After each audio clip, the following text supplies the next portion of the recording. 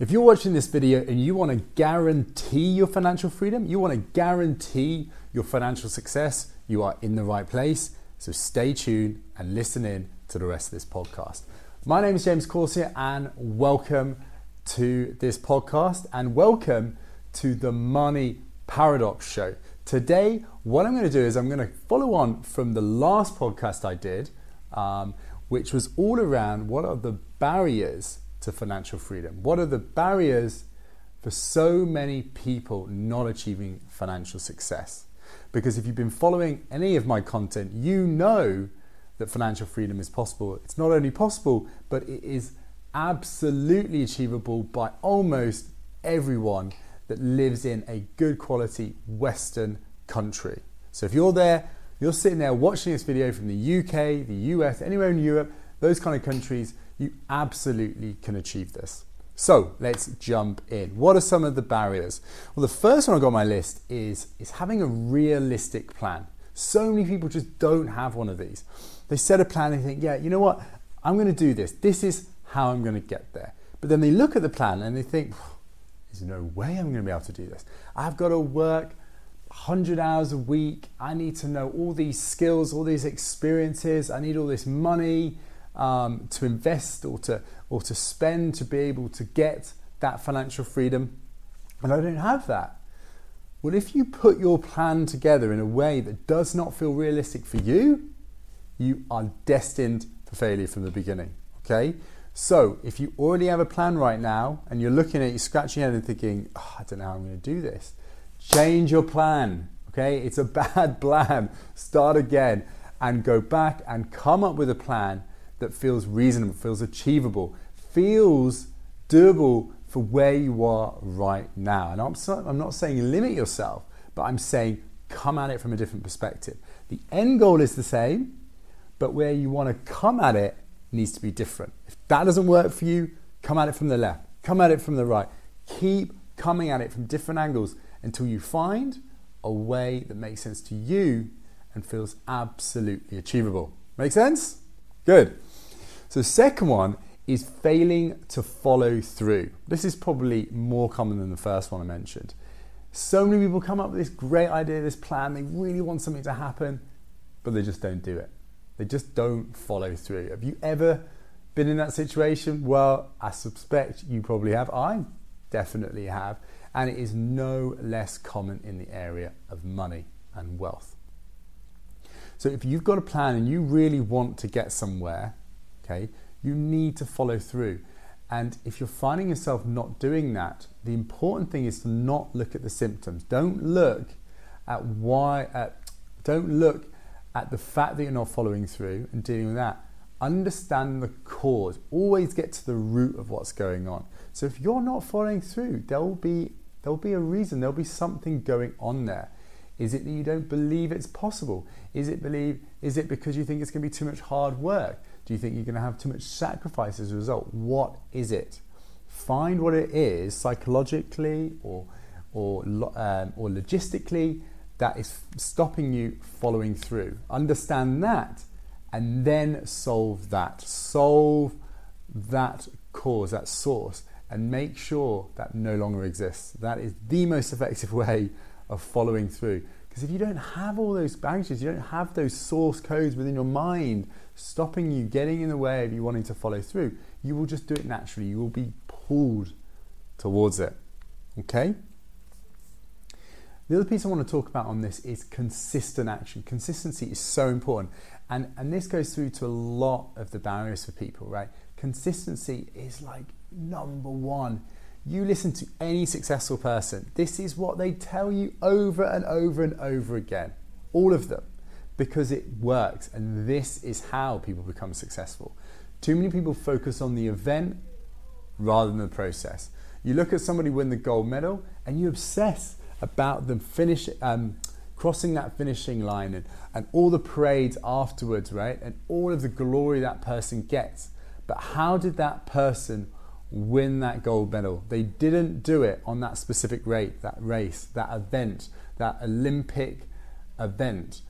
They won it through years of process of consistently working through what they needed to do to get that gold medal.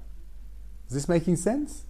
It is no different for the subject of money and financial freedom, okay? So if you're there and you want this to happen and you want to succeed financially, you need to ask yourself, what do I need to be doing on a consistent basis? What processes do I need to follow? What systems do I need to follow? And how can I set it up so I follow through it on a regular basis without hard work, without stress, and I know I'm going to stay on track? Okay?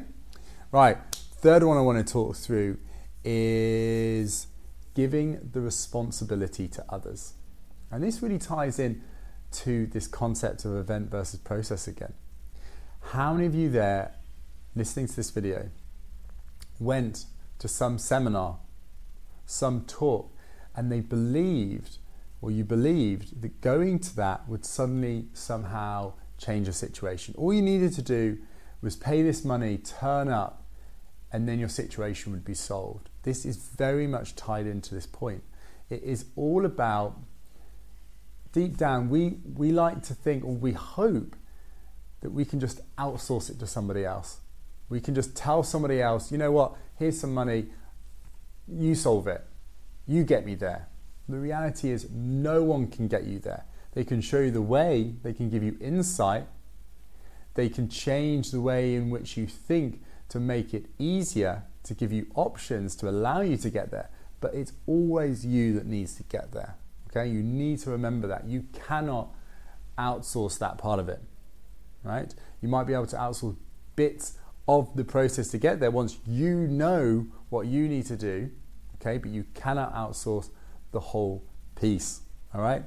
So whenever you go to an event, or you're thinking about going to an event or a seminar, or paying for anything, or turning up to anything, and trying to get somebody else to support you on something, just remember, you can get support from them, you can get advice, you can get insight from them, but it is always you that needs to take responsibility and follow through on what you need to achieve to live the life you want, whether that's money or anything else in this world.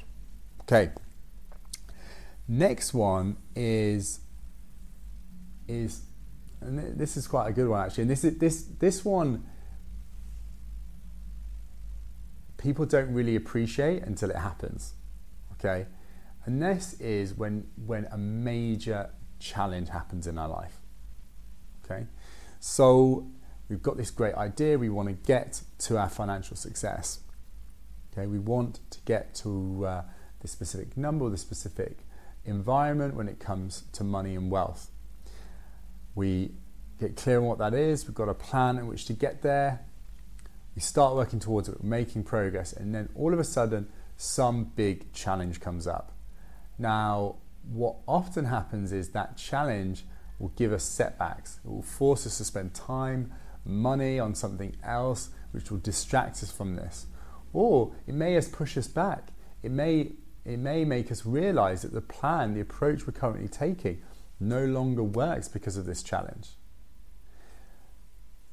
Now listen to me carefully. The solution to dealing with this barrier is not to try and avoid these barriers, these major challenges, but to acknowledge they will always come. It's inevitable. It's part of life, okay? We will always have problems in life. It is inevitable, okay? It's not about removing those problems, removing those any risk of getting a major challenge, however big or small. It's about acknowledging they will come up, okay? Because they will always come up.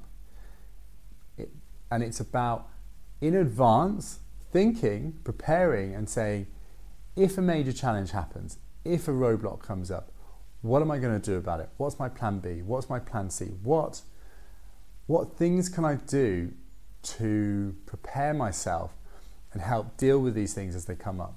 Okay?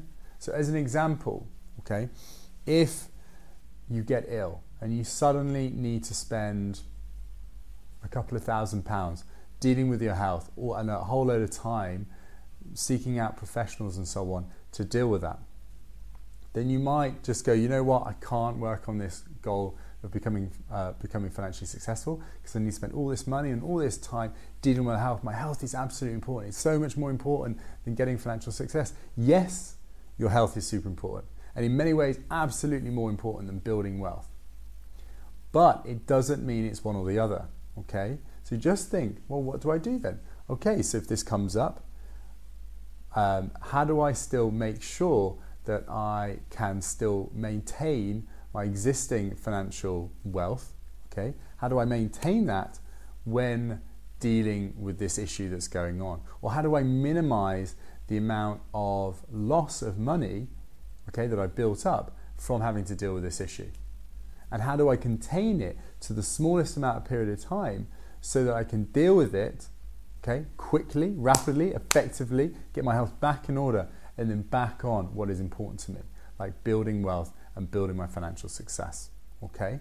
It's not about removing all challenges. It's about knowing up front they're going to come, and there are always ways around them, okay?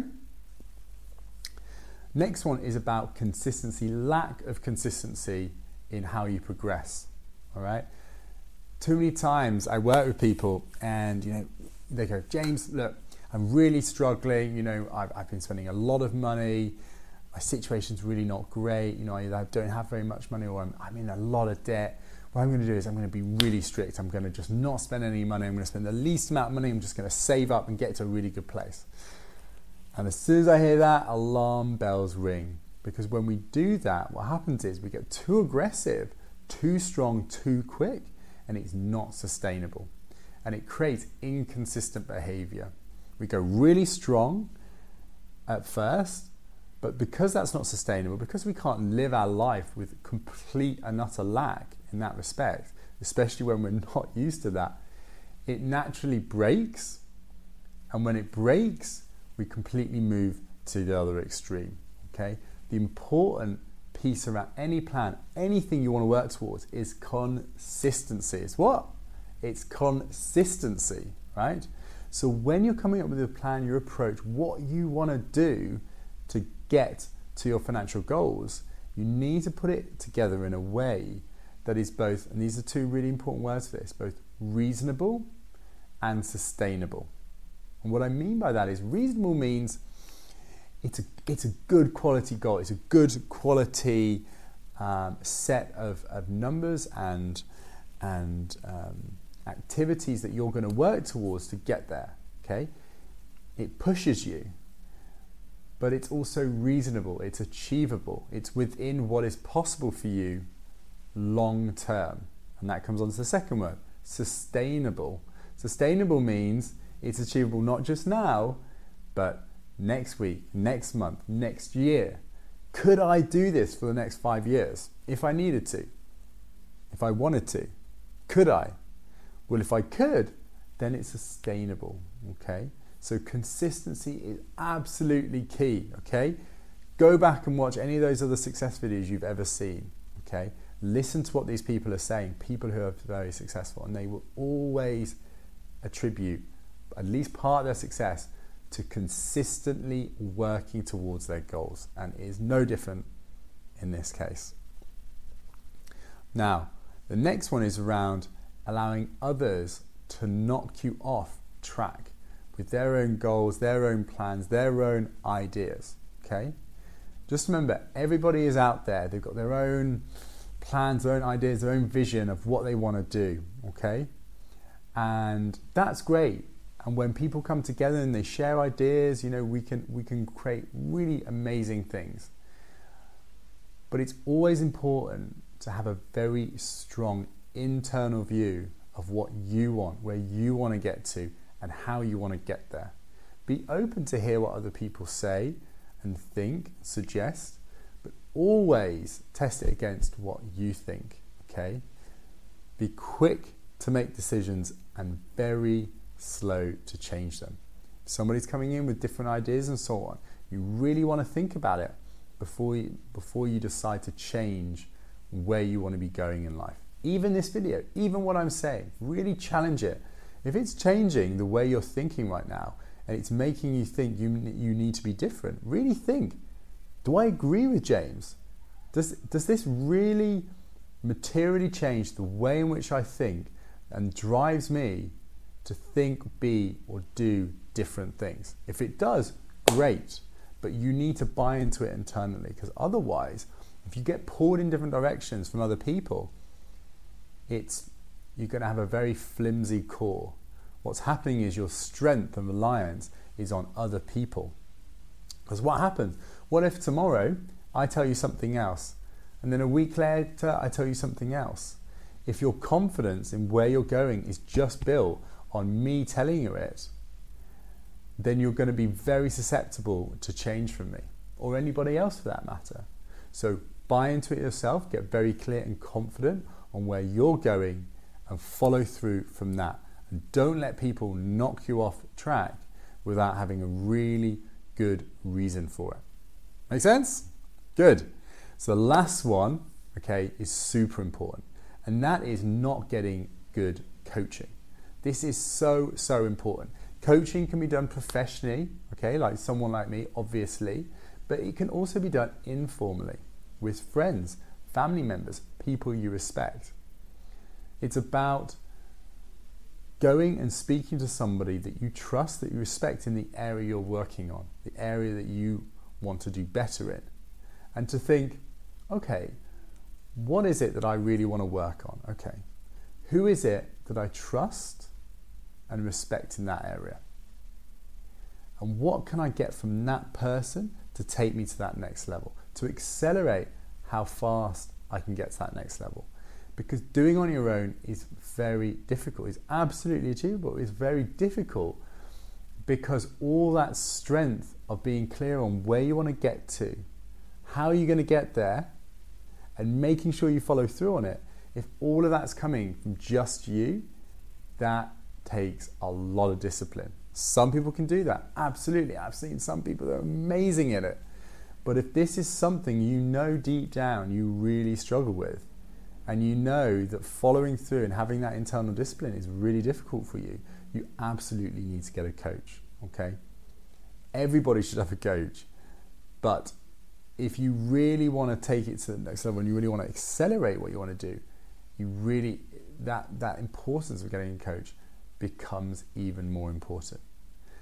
But it doesn't need to be something you pay for, okay? It doesn't need to be something through a very professional relationship. It can be through informally, say a mentor, somebody that you know in your life. Think about right now, okay? Think right now, the top 3 people that you know personally that are already successful or are making material improvements in the area of money that you know. They're making serious wealth and they're making progress towards it, and you respect how they do it. Think of those 3 people. I highly encourage you over the next week to reach out to those 3 people, tell them what it is that you're working on, where you want to get to, and that you would love their advice and support. That one act alone will completely transform your trajectory going forward. I guarantee it. Okay? So, I've given you a whole load of different barriers today, adding on to the ones I gave you in the last podcast.